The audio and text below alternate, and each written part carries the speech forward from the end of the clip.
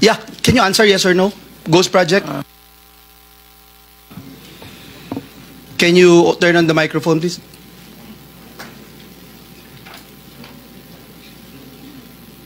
It's a yes or no question, sir. Wow, you're You don't looking, even know? You're looking for your lawyers? Wow. I invoke my right of self-incrimination, Your Honor. Okay. Ano? Can you repeat your answer? Wow. Can you repeat your answer, Mr. Arevalo?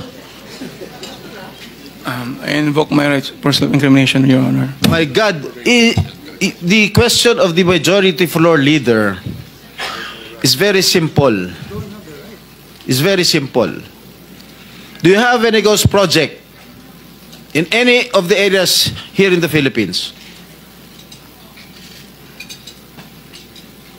Answer.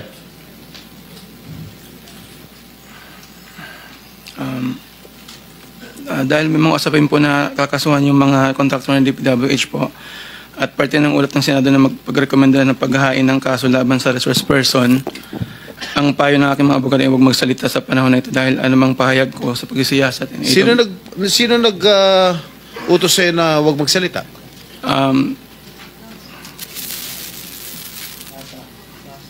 Sino?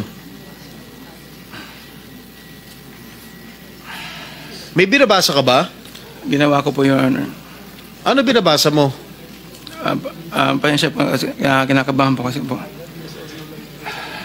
It is only answerable by yes or no, Mr. Arevalo. Is there any ghost projects of Wawaw builders? This is what I discovered, and the former secretary confirmed during the first hearing that there indeed are ghost projects.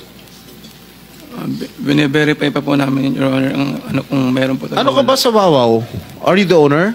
Yes po, Your And Honor. you should know. Majority Leader, it's your time.